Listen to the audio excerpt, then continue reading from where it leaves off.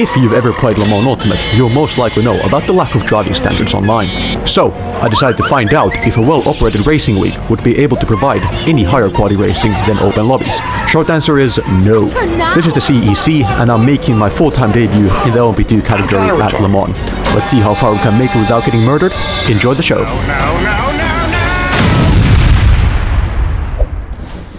Luckily, I am a bit further back on the grid.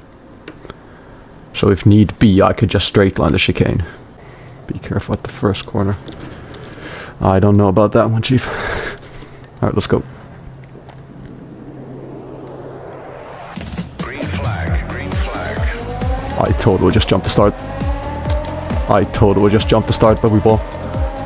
They allowed it.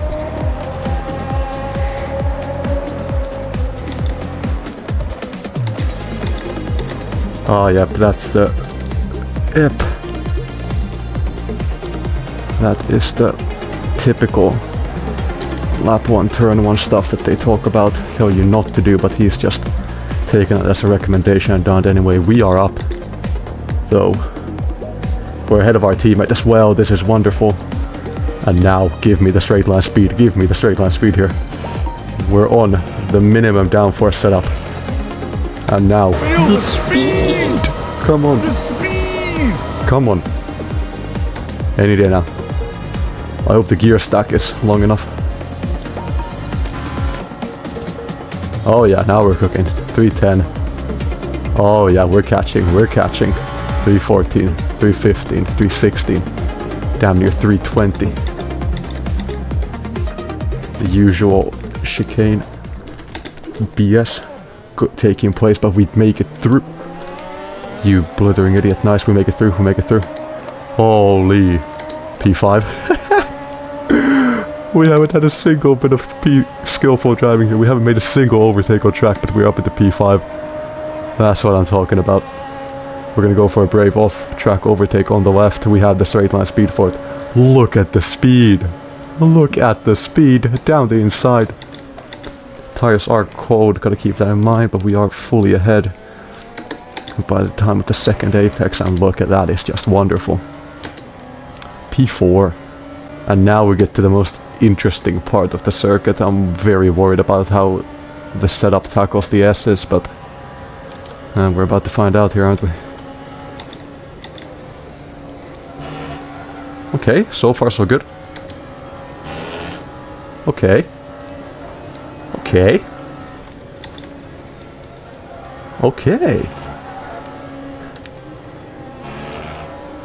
It's no high-mo setup, but hey, I kept up with the guy ahead just fine. Okay, I like that.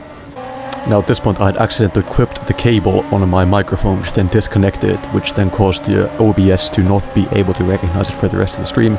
Meaning there will be no more live commentary, so you will have to do with the post commentary here. But now we're on the back of the United Autosports looking for a move into Indianapolis. Saul Matila, side by side now with Victor Hindbeck. These guys are battling for P3 at the moment. That's a podium position they are fighting for. Getting it done round the outside. What a ballsy move by Saul Matila. And Victor Hindbeck instantly responds with another round the outside move. The United Autosports car is still on the outside of Saul Matila. Now it's a drag race down this long straight with Jakub Izanik.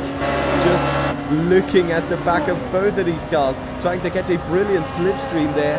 Who's going to come out in front of these three? It is Saul Matila still side by side with Victor Hindbeck.